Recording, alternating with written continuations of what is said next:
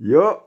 Bon, j'imagine que la miniature du jour va faire venir quelques personnes nouvelles sur la chaîne. Donc je vous dis bonjour à tous. Comme vous l'avez compris avec la dite miniature, on va parler d'un manga très nanardesque aujourd'hui, très fanservice, puisque c'est un manga, d'ailleurs c'est pas un manga, c'est un manhwa, un manga coréen, une BD coréenne. Les manhwas, on en a déjà parlé une fois ou deux sur la chaîne, notamment avec Momo. On avait fait une vidéo voilà, sur ce triptyque Momo The Beautiful Spirit. Je vous renvoie à cette vidéo. Les manhwas, c'est donc les BD coréennes. Honnêtement, ça ressemble quand même beaucoup au manga. Il y a des spécificités, mais c'est très très proche dans la méthode de publication, dans le style graphique, dans les façons de narrer les histoires.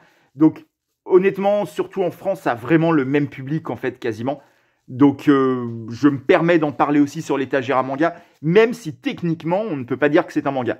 Bien que l'auteur qui s'appelle Lim Dal-young, c'est le scénariste, on va en reparler, a fait aussi du manga, c'est-à-dire qu'il est coréen, mais il a publié notamment sa série majeure Freezing, qui est publiée au Japon, dans un magazine japonais. Donc, on peut estimer que c'est du manga, donc voilà. Bref, tout ça se discute. Comme je disais, la série du jour donc, qui s'appelle La Légende de Mayan, elle est là, c'est les dos blancs. Elle est scénarisée par Lim Dal-young et dessinée par Jung Soo Chul. Lim Dal-young, j'ai plein de séries de lui. Il fait que des trucs très nanardesques, comme je disais, très plaisir coupable. C'est tout le temps ça. Mais j'ai une espèce d'affection, un peu syndrome de Stockholm pour ce qu'il fait. J'ai pas toutes ces séries parce qu'il en a vraiment fait beaucoup en fait. C'est un mec très très productif. En Corée, il fait aussi des romans. Enfin, il fait plein de trucs. Le plus connu, je disais, c'est Freezing, on en a déjà parlé dans la vidéo sur Claymore parce que il y a un gros côté plagiat de Claymore. On va reparler du côté plagiat de Lim Dal-young. C'est vraiment sa série la plus connue. Elle est en 33 tomes inachevés. On n'aura probablement jamais la fin. Il y a quelques hors-séries aussi. Voilà, il y avait une série parallèle, Freezing Zero. Moi, j'aime bien Freezing. J'aime bien, même si, encore une fois, vous le voyez dès la couverture, c'est très nanar. Il y a un côté ultra fanservice, ultra ecchi, avec des filles à moitié à poil, à grosse poitrine tout le temps, machin. Mais, en fait, c'est ça qui est bizarre avec les œuvres de Lim Dal-young. Il y a un truc, une richesse dans le scénario, dans les personnages qui se dégage, une espèce de truc qui fait qu'on s'attache à ces histoires. J'ai beaucoup de mal à justifier, on essaiera de revenir là-dessus. J'ai aussi ça, alors pareil, vous le voyez dès la couverture, toujours très problématique. Onihime versus, qui est une histoire beaucoup plus secondaire sur un mec qui passe un pacte avec des démons. A Flame Inferno, qui est là et publié, parce que oui, les manhwas sont publiés en sens de lecture, on va dire occidental. Enfin, les Coréens ont le même sens de lecture que nous. Donc, c'est publié couverture vers l'avant, comme chez nous. A Flame Inferno, qui est un truc de démons, on va dire, de chasseurs de démons, plus ou moins. Je la fais très, très rapide. C'est des séries pas très intéressantes, A Flame Inferno et Onihime Versus. Onihime Versus est fini. A Flame Inferno est inachevée, elle aussi. Et La Légende de Mayan, c'est également inachevé. C'est un récit de fantasy, là. Hop, toujours pas dans le bon sens. Toujours avec une héroïne très bustée. Ce qui est marrant, c'est que c'est pas tout le temps le même dessinateur.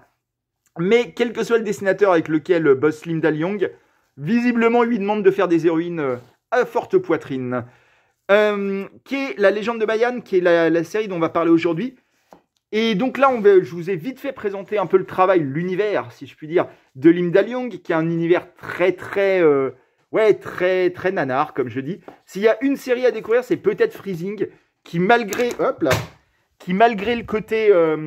le côté plagiat de Claymore, je vous renvoie à la vidéo sur Claymore pour mieux comprendre, est quand même une chouette série avec un univers vraiment riche. Voilà, c'est très plaisir coupable, c'est très nanar. Faut accepter ce truc-là, faut accepter que tous les titres sont pas des trucs de qualité, que toutes les séries qui existent ne sont pas adultes, ne sont pas très réfléchies, et que parfois il y a des trucs pas très défendables, mais qui sont du divertissement, on va dire, voilà, qui sont un peu coupables, un peu, comment dire, ouais, un peu de nanar, je trouve que c'est vraiment ça. C'est la différence, là dit, c'est comme dans le cinéma, entre un nanar et un navet. Un navet, c'est vraiment un mauvais film fait pour des mauvaises raisons, un truc un peu cynique qui est juste fait pour engranger de l'argent. Et un nanar, c'est un mauvais film aussi, mais où on ressent une espèce de passion, de sincérité du réalisateur. Et là, il y a un peu ça avec Lim Dal-Jung. C'est pas très fin, c'est pas très malin, ça va pas bien loin. Il y a vraiment un côté ecchi ultra prononcé qui rend ces séries un peu dures à assumer. Mais on sent qu'il se fait plaisir, qu'il y a un truc qu'il développe. Je crois qu'il aime bien ces séries quand il les fait, quoi. Alors après, il passe de l'une à l'autre en permanence, ce qui fait qu'elles sont toutes à moitié inachevées. Mais cela dit, c'est un peu... moi, j'ai une passion pour les séries inachevées. Et c'est un peu pour ça aussi qu'on va parler aujourd'hui de la légende de Mayan. Comme je vous disais, ouais, j'ai une passion pour les séries inachevées. Je sais pas pourquoi. Surtout sur les débuts de la chaîne, je vous parlais souvent de trucs abandonnés en cours de route. Et la légende de Mayan, ou plein de choses que fait Lim Dal-Jung, appartiennent à ce genre, si je puis dire, qui sont les mangas qui n'ont jamais eu de fin, qui sont finis depuis 10 ans, mais qui techniquement n'ont jamais été finis. Je sais pas pourquoi ça m'intéresse autant. Peut-être le côté truc oublié, un peu archivage, d'aller chercher les séries dont personne se souvient. La légende de Mayan, c'est vraiment ça. C'est complètement introuvable aujourd'hui. C'était publié par une édition qui elle-même est à moitié inachevée. C'était Clair de Lune. Vous pouvez voir le logo hop, en bas des couvertures.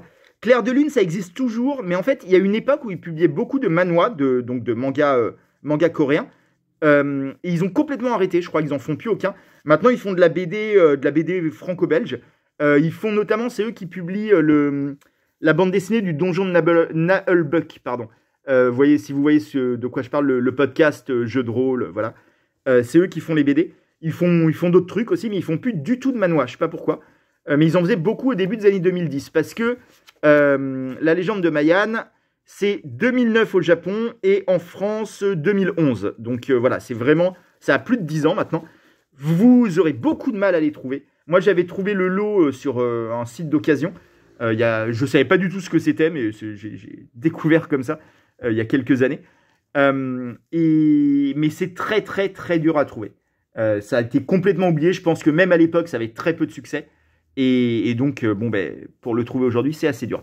De quoi ça parle, la légende de Mayan? C'est un shonen.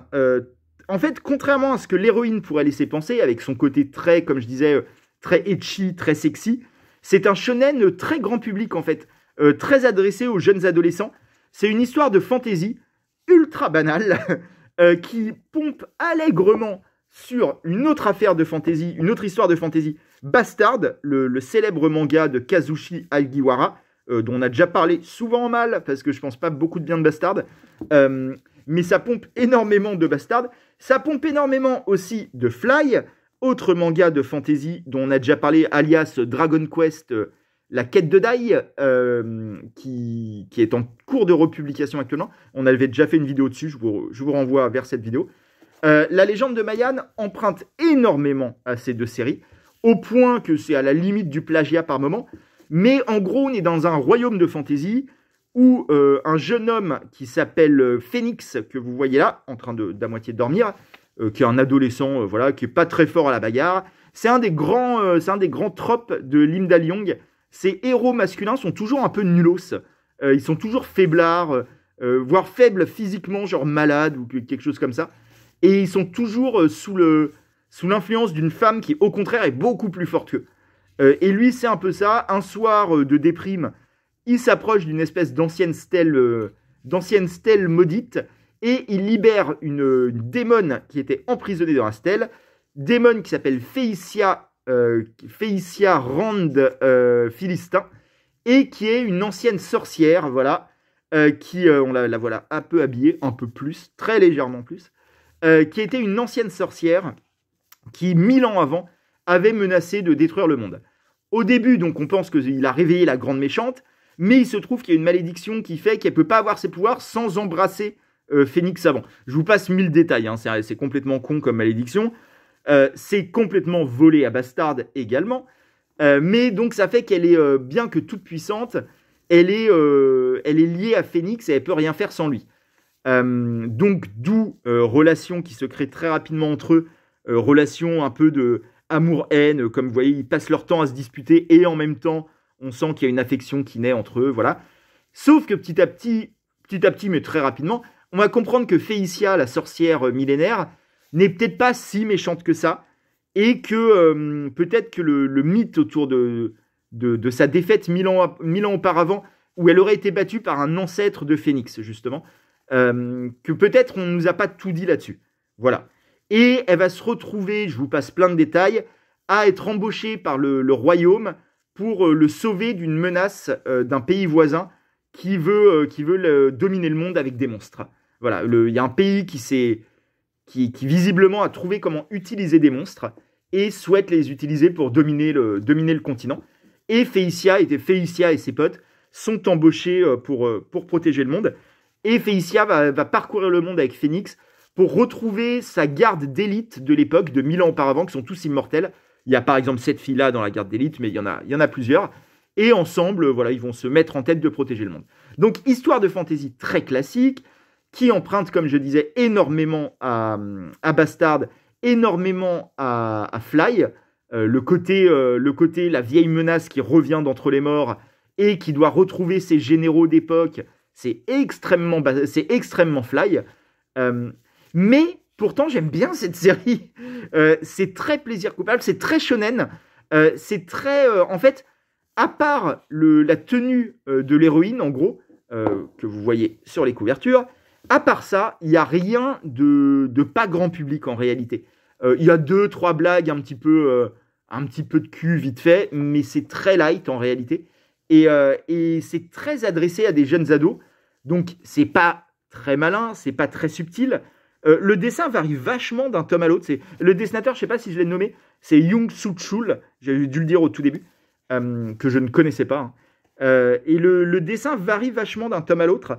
Parfois, c'est assez lambda. C'est jamais nul, hein, mais parfois, c'est vite fait. Et parfois, il a des moments de fulgurance où il y a des pages vraiment mieux que d'autres. Je vous en cherche. Évidemment, je n'en trouverai pas. Mais je sais que dans ce tome-là, je m'étais fait la réflexion, justement. Bon, c'est pas grave. On tombera peut-être sur des pages mieux que d'autres. Voilà. Mais en tout cas, c'est pas dégueu, hein, quoi qu'il en soit. Et ouais, il y a un dynamisme. Il y a un truc, alors c'est très cliché, on a énormément du manga qui se passe autour d'un tournoi des arts martiaux. Là, c'est ce que vous voyez. Donc, extrêmement cliché aussi. Mais pourtant, tout ça fonctionne. En fait, Lim Da-lyong et Jung Soo Chul ont fait un puzzle où ils ont volé toutes les pièces à côté. Et ils ont tout additionné à leur sauce. Ça aurait pu faire un truc horrible, complètement indigeste, ou un monstre de Frankenstein, où rien ne va ensemble. Et pourtant, si. En fait, ça fonctionne bien.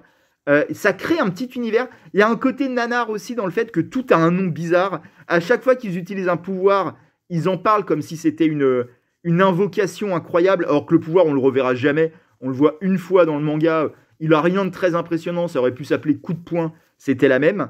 Mais il y a tout un... Ils essaient d'imposer toute une cosmogonie avec des noms, avec des pays. Ça nous parle de l'histoire de différents pays, alors que vraiment, les pays en question, on ne va pas les voir, en fait. C'est assez rigolo. Il y a les pages couleurs. L'édition de Clair de Lune était plutôt chouette. Ils avaient fait les choses bien. Il y a les pages couleurs. Il y a même les mini-posters, vous savez, c'est un truc qu'on trouve pas mal dans les éditions japonaises, et pour le coup, qui n'est quasiment jamais reproduit en France. Eux les avaient reproduits. Il y a même dans les premiers tomes, il y a un truc que j'ai trouvé très mignon de la part de Clair de Lune. Il y a un petit message à la fin. Je vais essayer de vous le retrouver. Voilà. Cher lecteur, pour des raisons techniques, nous n'avons pas pu imprimer en couleur les pages 97 à 100, comme sur la version originale coréenne. En effet, cette dernière est imprimée en cahier de 24 pages. Or, en France, l'impression est réalisée en cahier de 32 pages, rendant impossible l'insertion des 4 pages couleur au bon endroit. Vous pouvez télécharger gratuitement ces 4 pages en couleur sur le blog. Et donc, il donnait l'adresse du blog. Je trouve ça très mignon. Il y a un côté, l'éditeur qui veut vraiment faire du bon travail. Ce qui est marrant, c'est que c'est pour une série qui, ne mérite pas beaucoup d'efforts, soyons honnêtes.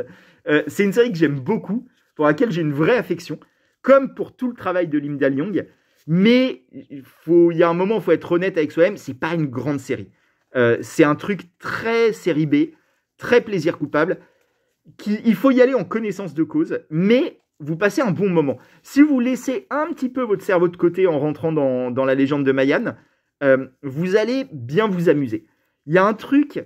En fait, je crois que c'est ça que j'aime bien dans le travail de Lim Da-lyong, que ce soit dans Freezing, que ce soit dans la légende de Mayan dont je vous parle là. J'ai choisi la légende de Mayan parce que je pense que c'est le plus dur à trouver, c'est le plus inconnu. À mon avis, enfin, je sais pas si quelqu'un d'autre a déjà parlé de la légende de Mayan. On est vraiment sur un truc très inconnu là. Euh, et ouais, je crois que ce que j'aime dans l'univers de cet auteur, c'est le fait qu'il prenne au sérieux des univers qui vraiment sont pas très sérieux. Des personnages très clichés, des trucs vus et revus 1000 fois. Et pourtant, il aborde ça comme un adolescent, en fait. Comme un adolescent qui imagine sa première histoire et qui se rend pas compte que c'est tout nul et qui la raconte en la prenant très au sérieux. Pour lui, c'est un chef-d'œuvre, en fait. Vous voyez, c'est vraiment l'adolescent qui écrit sa première fanfiction sur Internet et il pense qu'il est en train de révolutionner un truc. C'est évidemment pas le cas, mais il y a un truc que je trouve un peu beau dans cette passion, dans cette candeur, et il y a vachement ça chez Linda Young. On sent que lui, il prend au sérieux ses histoires, même quand elles sont pas ouf, en fait. Et la légende de Mayan est très symptomatique de ça, et en fait, ça fait plaisir, d'une certaine façon. Faut pas y aller en ayant trop d'espoir, mais si vous savez vers où vous allez, vous pouvez passer un bon moment. Et c'est pour ça que je voulais vous parler de cet auteur-là, que j'avais déjà mentionné plusieurs fois, mais sans vraiment aller loin. J'essaie de vous montrer les mini-posters pour avoir des images couleurs. Il n'y en a peut-être pas dans tous les tomes. Mais voilà, j'espère que ça vous aura quand même intéressé, ce que j'ai pu dire sur cette série. J'ai plein de réserves. En fait, j'ai des réserves sans en avoir. C'est-à-dire que c'est à la fois tout nulos, un peu vulgos, un peu bas du front, pas très malin et tout. Et en même temps, en fait, vous vous amusez du début à la fin. Donc, il n'y a rien à reprocher, en fait, à cette série. Il faut juste savoir où vous mettez les pieds. À partir du moment où le pacte entre les auteurs et vous a été passé, et que le pacte, c'est OK, ça va pas être très intelligent, bon, ben, hop, on est parti pour s'amuser. Hein. Et le personnage de Félicia, que vous voyez là, qui est l'héroïne, c'est elle la vraie héroïne, hein, c'est pas Phoenix. Elle est au centre de tout. Et très cool. Elle a un truc, elle est surpuissante, elle est complètement invincible, quasiment. Et elle est très marrante, elle se la pète énormément, ce qui la rend en fait très sympathique. Elle a un côté diva prétentieuse, mais avec un bon fond, qui est un genre de personnage moi que j'aime bien. Et voilà. Le dernier truc dont je voulais parler aussi, pourquoi je vous parle de la légende de Mayan, c'est que c'est symptomatique d'un sous-genre du manga qui est assez bizarre et alors donc là, la légende de Mayan, ça date d'il y a 10 ans. Hein. Et en plus, c'est une série inachevée, comme je disais. En France, il y a eu 12 tomes. Je crois qu'en Corée, il y en a eu 14. Mais en Corée, c'est pas achevé non plus. Mais les 2 derniers tomes ne sont même pas sortis en France. L'éditeur avait dit à l'époque, oui, l'auteur a annoncé qu'il finirait pas la série. On est très déçus. On ne va même pas publier les deux derniers qui restent pour ne pas davantage frustrer les lecteurs français. Ce qui me paraît être une grosse excuse pour simplement arrêter les frais d'une série qui ne devait pas beaucoup se vendre. Vous voyez, parfois, le dessin a des cases très différentes du reste, comme celle-là par exemple. Mais oui, donc la série est complètement inachevée, on ne sait pas du tout vers où ça va, mais elle est symptomatique d'un truc en avance, avant que ce soit la mode. C'est d'une narration très explicitement influencée par le RPG japonais, par les jeux d'aventure, les jeux de rôle vidéo, les jeux vidéo d'aventure, à la Final Fantasy, tout ce que vous voulez.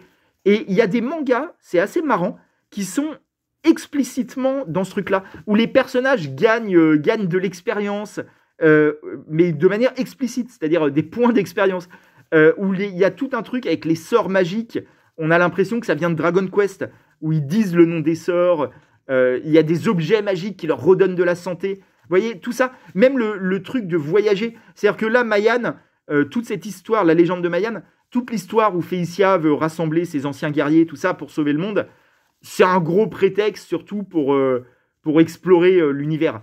Et ça fait aussi beaucoup penser à des RPG, où vous avez comme ça une exploration d'un univers.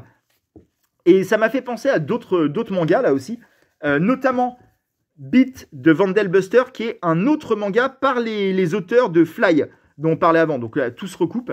Beat the Vandelbuster, qui est une série assez cool, qui est pas immanquable, hein, mais c'est un peu comme la légende de Mayan, c'est-à-dire c'est un peu nul, et en même temps, c'est cool. Vous passez un bon moment.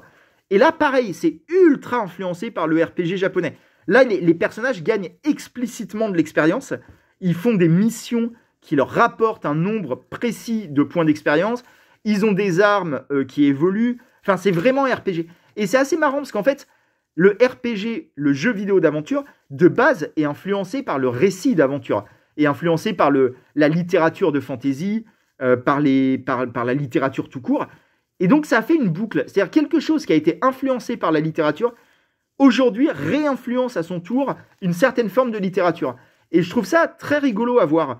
Et notamment en ce moment, alors c'est des mangas que je ne peux pas vous montrer, parce que j'en ai pas, parce que ce n'est pas des mangas qui m'intéressent beaucoup, très honnêtement.